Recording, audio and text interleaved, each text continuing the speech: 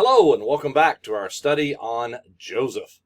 This is a series that's been designed for our teens in the summer, but I hear some of the adults are watching it, and that's fantastic. Remember, you can go to our website, www.oldunioncoc.com, go under the youth information or the youth tab there, and you'll find this video as well as a worksheet that goes along with it.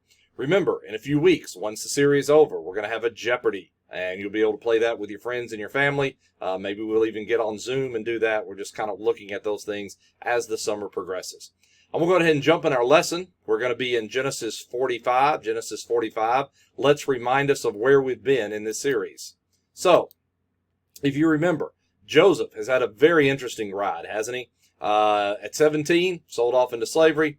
At 30, finds himself in charge of basically most of Egypt. Helps them through 7 years of plenty, saves up the food. Now they're in the 7 years of famine. His family needs food. They've been there a couple of times. Several interesting things happen along those journeys.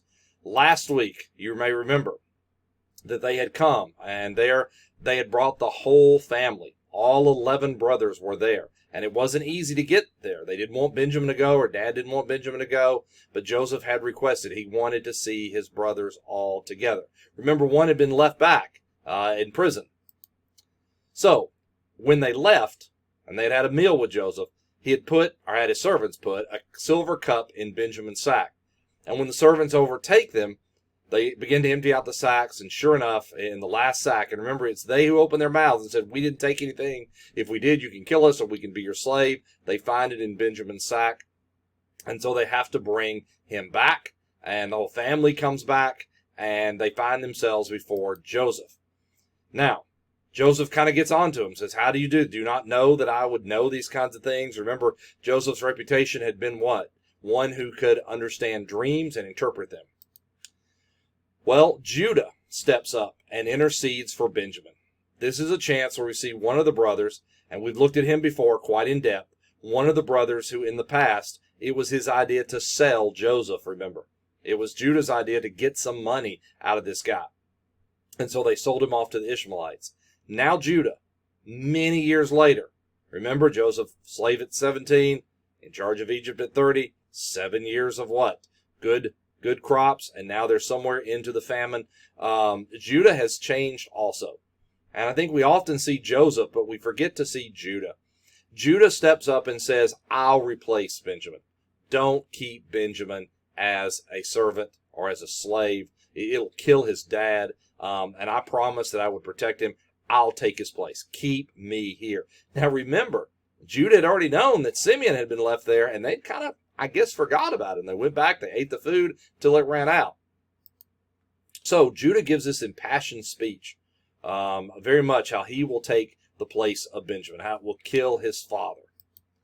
And then Judah offers himself as substitute. And that's where we saw it last week. Now Joseph does one thing at the end of last week's lesson. After seeing this changed family, in Genesis 44:34, "For how shall I go up to my father if the lad is not with me?" This is Judah speaking. "Lest perhaps I see the evil that would come upon my father." Judah cares. Judah cares what it will do to his dad. Notice, we don't see a Judah who cares what it happens when they go back without Joseph. They're going to go back with a little money in their pocket. And Joseph revealed his identity.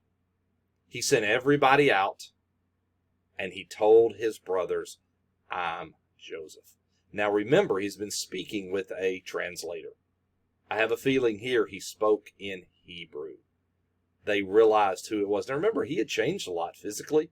He looked Egyptian. They never expected to see Joseph there, right? And so Joseph says, "It's me. It's me. I'm your brother." That had to shock them. As a matter of fact, it does shock them. He says, "Come closer. I'm Joseph, whom you sold into Egypt.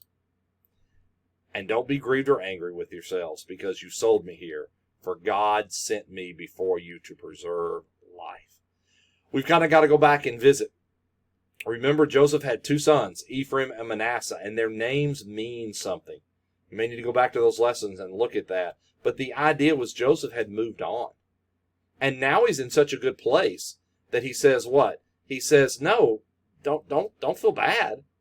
I realize now there was a bigger plan here. The bigger plan was that I could feed my family.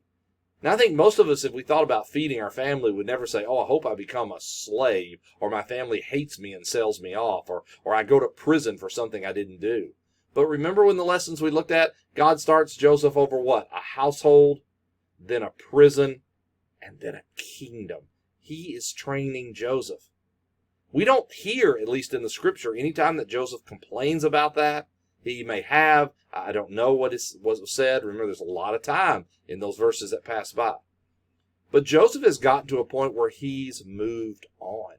And he realizes he plays a role in a bigger picture. And the bigger picture right now is to feed his family, not revenge. Did you hear that? Did you see that? Now, has he toyed with them a little bit? Yeah. Has he messed with them a little bit? Yeah. But in the end, he realizes God has sent him. For the famine has been in the land these 2 years, and there's still 5 years.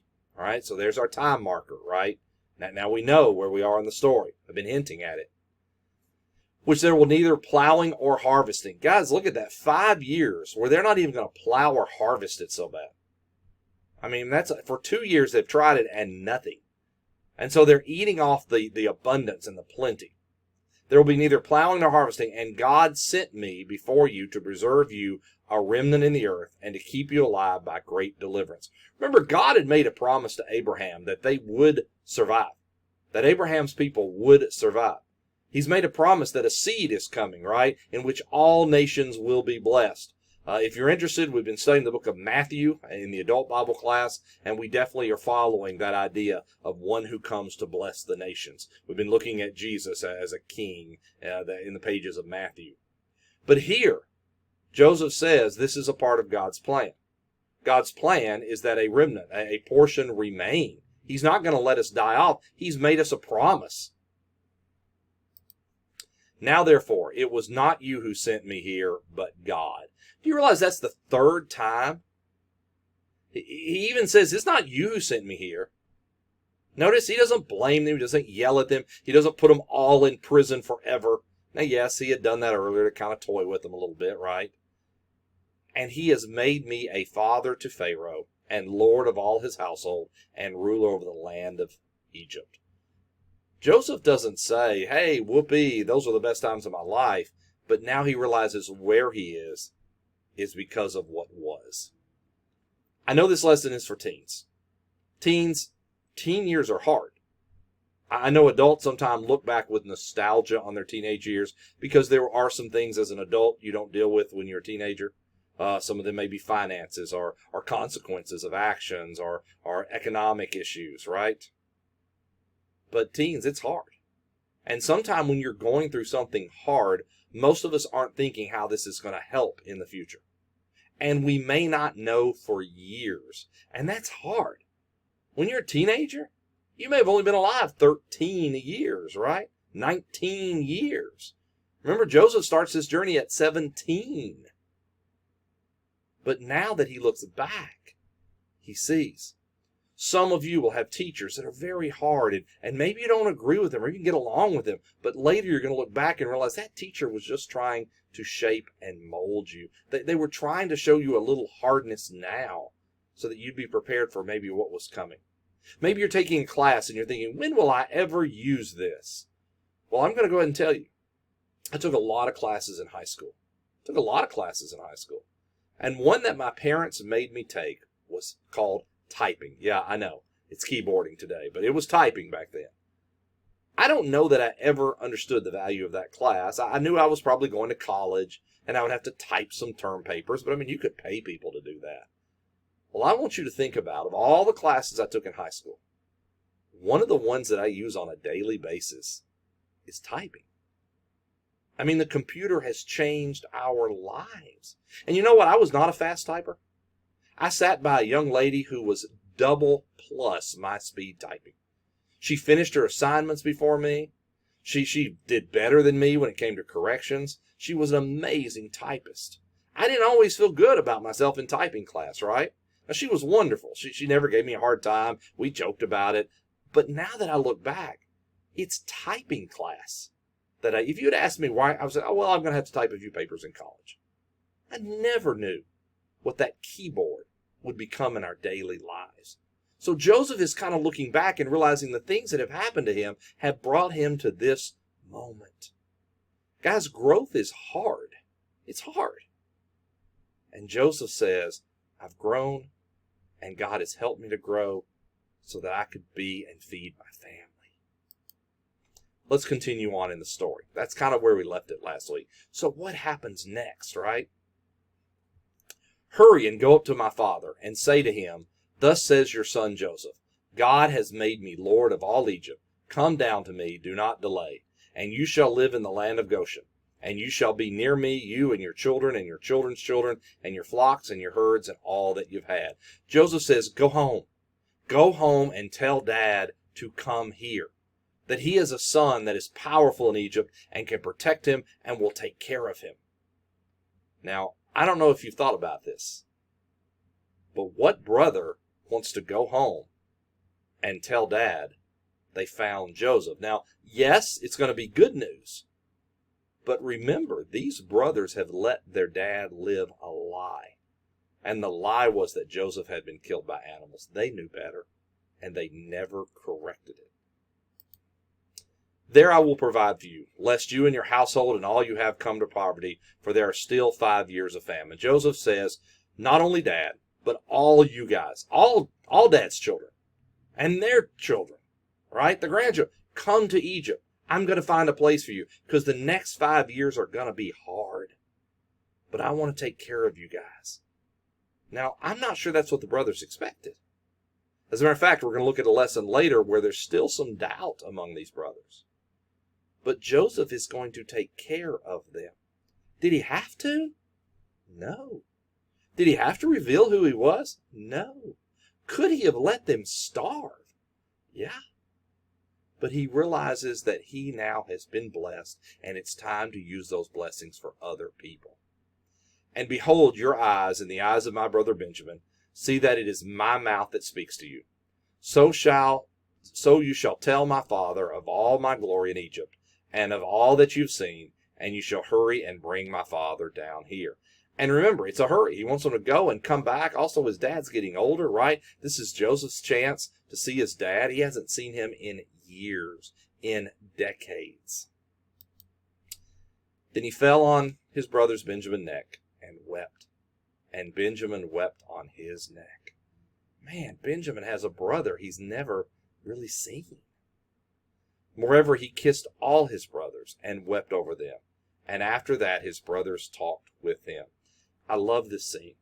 Joseph doesn't just hug Benjamin. Yeah, he's got a natural affinity for Benjamin. They have the same mom, same dad. The others are brothers that have come into this relationship through other women. It's a mixed family. It's a mixed family. But Joseph goes to each of them and kisses them. We would hug, I guess, in our time period, and weeps. Can you imagine their look? What did Reuben's face look like? What did Judah's face look like? What about Simeon, who all this time has been in prison, waiting to go home, and now he's brought back, and it's Joseph. What about the other brothers? What about as they flash back to that day when they saw him walking across that field in his fancy coat, and they plotted to kill him? And after that, his brothers talked to him. They're in shock. I don't know if you've ever been in shock. I don't know if you've ever been surprised. So you couldn't talk, right? I mean, they're processing all of this. Joseph has been thinking about this for a while, but they're processing for the first time. I think we've got to remember that. When we talk to people about things, sometimes we've been thinking about it for a few minutes or even days. And sometimes it takes time for people to process, even the gospel. Some people hear the gospel and right away they're interested in being a part of Jesus. Other people need to think about it. Now again, you can think too long, but in this case, God is working his plan among Joseph to save the family. So, Joseph says he's going to provide for them.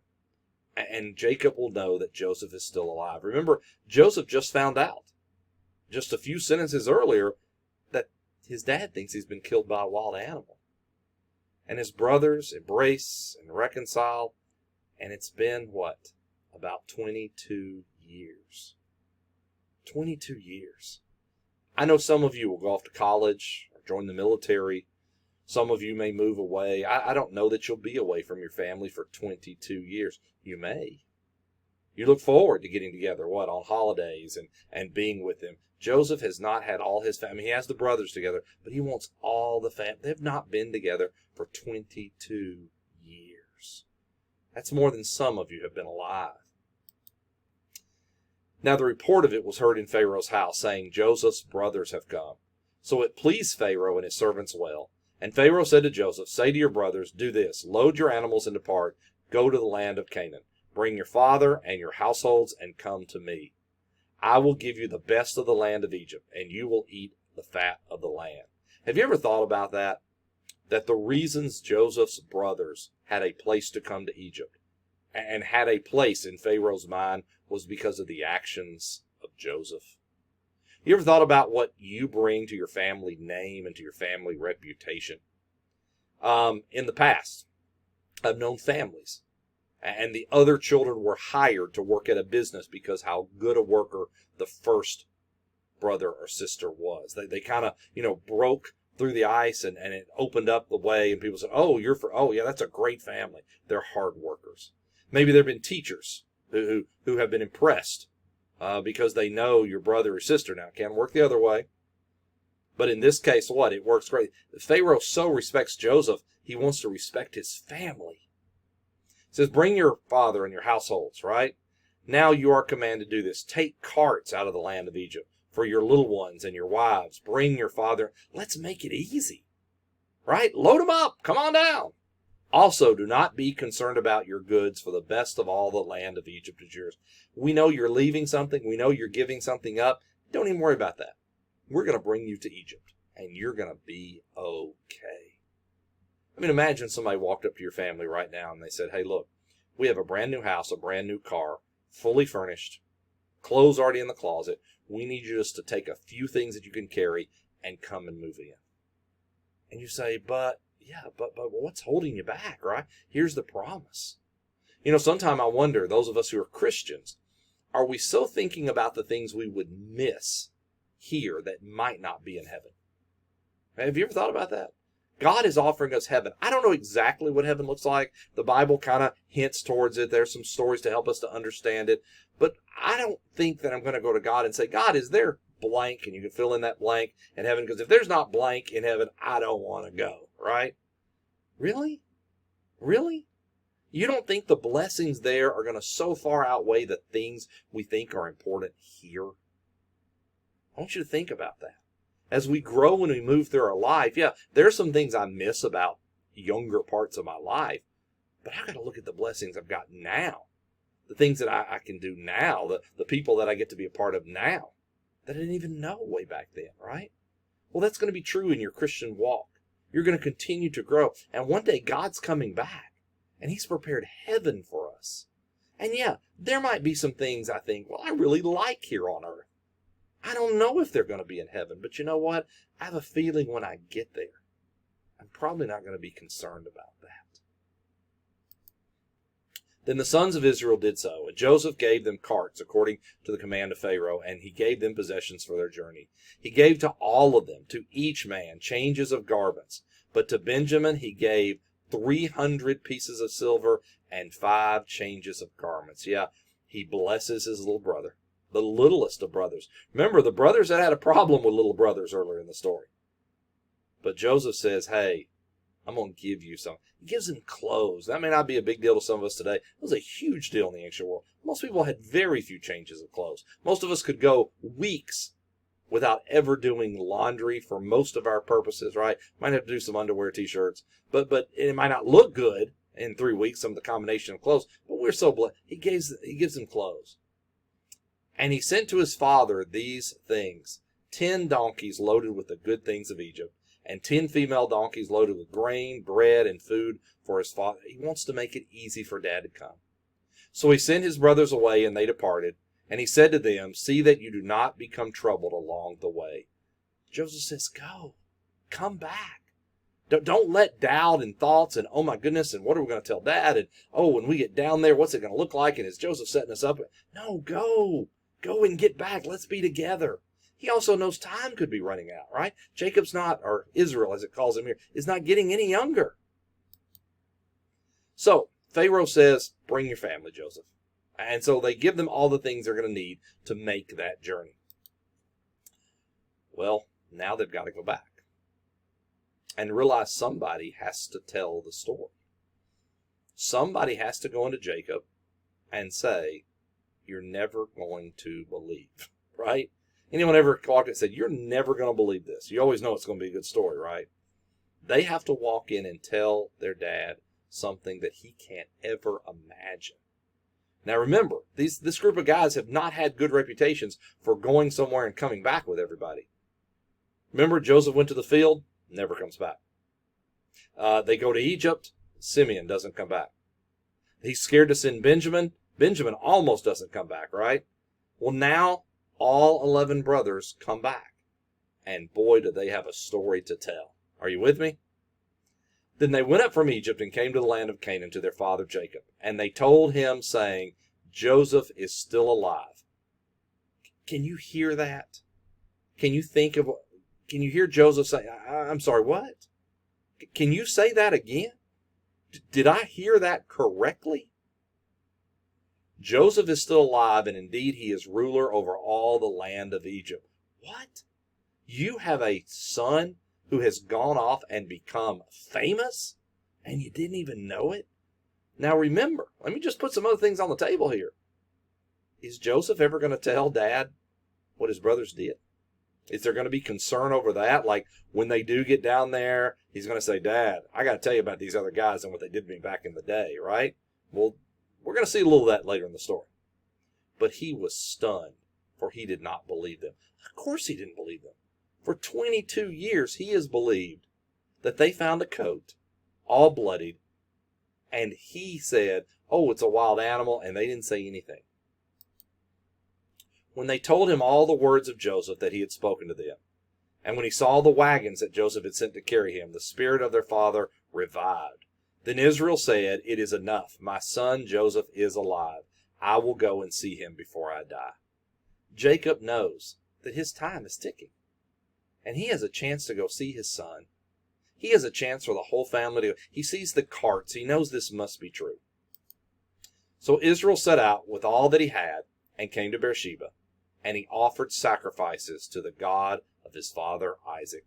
And God spoke to Israel in visions of the night and said, Jacob, Jacob. And he said, here I am. Now let's take a little aside from the story. Right? The family has loaded up. They're on the way. The father thanks God. He offers sacrifices to God. He hasn't forgotten who he was. And God comes to him to let him know something. Are you with me? And he said, I am God, the God of your father. Do not be afraid to go down to Egypt, for I will make you a great nation there. Remember the promise to Abraham, way back in the family, had been that they would settle in Canaan and all the land would be theirs. God's letting him know it's okay to go. It's okay to go. I got this. My plan is bigger than just right now. You ever think about that? Do you believe in a God who has a plan for you that's bigger than just right now? I mean, right now you're just in middle school, or you're just in high school, or you're just about to go to college, or maybe an adult is listening to this and they're just into their career. Do you believe in a God that has plans bigger than just right now? God is letting Jacob know, I've got plans that are bigger than just right now. I'm not just planning to get you to Egypt and then we'll figure it out. I've got big plans for this family. And he said, I am God, the God of your father. Do not be afraid to go down to Egypt, for I will make you a great nation there. I will go down with you to Egypt. God's going to go. He's not leaving them alone. Guys, God goes with us. I'll go down with you to Egypt, and I will also surely bring you up again, and Joseph will close your eyes. Wow. Jacob, you're going to go down, and I'm going to grow your family and grow your nation. And Joseph will see you die. Joseph will close your eyes. He's letting him know that he may never come back to this place again. Maybe some of you have moved. Maybe you had a childhood home, right? Or maybe you lived in another city and you'd like to go back and see it one day, but you may never. You may never see the house you grew up in or your best friend from first grade, right? I mean, we've moved on, and God says, you know what, Jacob? You're going to move on, but you're going to see Joseph. Then Jacob arose from Beersheba, and the sons of Israel carried their father, Jacob, and their little ones and their wives in the wagons which Pharaoh had sent to carry him. And they took their livestock and their property which they had acquired in the land of Canaan and came to Egypt. Jacob and all his descendants with him, his sons and his grandsons with him, his daughters and his granddaughters, and all his descendants he brought with him to Egypt. It is a huge family trip. I don't know if you've ever been on a family trip or a large gathering with your family, but this is huge, and they're going to travel all the way from Canaan, all the way down to Egypt, oldest to youngest. This is a picture that we have found in Egyptian history. This picture talks about the arrival of the Habiru. Many people believe this is some kind of visual depiction of Joseph's folks coming down. The Hebrew, right? Or at least some reference to the Hebrews in this. This is found in Egyptian, I believe it's a tomb, and it's called the arrival of the Habiru. Well, yeah, it's going to make big news. I mean, I don't know if Joseph ever talked about his family to anyone in Egypt. I don't know that anybody asked. You know, sometimes you work with somebody or you go to school with someone, you don't always think about their family. You don't think about, are they an only child? Do they have 4 or 5 brothers and sisters? Do they have a mom and dad? Are they living with their grandpa? I mean, what's everybody's family story, right? There are even people I worship with sometimes that I don't know all their family story. Well, Joseph's family is coming. And for whatever this artist was trying to show here, there is an arrival of a new people to Egypt. And it's so important that they decided to, what? Record it. We might take a picture today, right? We might write in a diary today or a blog about it. Pharaoh gave Joseph's family the best land in Egypt. And so now Joseph's not angry with his brothers because he sees that God was a part of a bigger plan. Well, that's where I'm going to leave the story today. That's where I'm going to leave the story. Everybody has gotten there. They are reunited as a family, but the story isn't over. I want to continue to follow the story for a few more lessons. You have known the story of Joseph. Many of you could have probably told me the story of Joseph. You could tell me about him being sold off. You could tell me about Potiphar and his wife. You could tell me about the dreams. You could tell me about becoming in charge. You could tell me about the sacks of grain and the gold. And you could tell me that eventually he reveals himself to his brothers. But maybe you don't know the rest of the story. This isn't the end of the story. There's still some little stories here about Joseph. And so I want us to follow for the next few chapters the rest of the story. The rest of the story of Joseph. Now, we've kind of left on these cliffhangers the last few weeks, right? They were eating. Somebody was in jail. He reveals himself. Well, they have now arrived, and they are strangers in a strange land. I think there's some metaphor there. Yeah, I know. That's some English in the midst of summer when you don't want to learn, right? But the idea is we are strangers in a strange land. This world, we have a song sometimes we sing, this world is not my home. I'm just a passing through. Well, they find themselves in Egypt. New culture. Some of you are going to high school. New culture, right? You're going to be on block scheduling maybe. Some of you are going to middle school. You're going to get a locker. You're going to change class. You're going to have multiple teachers and have to keep up with stuff. Yeah. Some of you adults in this pandemic have had a new culture. Maybe you've had to change jobs, or the job you had looks different now or is done somewhere different. Yeah. So I think these lessons are important for us to continue on as we hear the story of Joseph. So we got them to Egypt, and that's what we've been looking for. Everybody's there together. Now what? Let's see what happens when Jacob and Joseph come together. And what do we do with these people now that they're here? Do they get jobs? Do they have their own story? Yeah. Well, that's what we're going to be looking at for the next few weeks. I'm so glad you joined us in this. I'm so glad you joined us in this. I look forward to us coming back together as a group. I look forward to that time when we will be together and we will be teaching these lessons as one large family again. Well, thank you. I hope you've enjoyed today's lesson. Like I said, be safe out there. Wash your hands, clean your heart, and most of all, have a blessed day.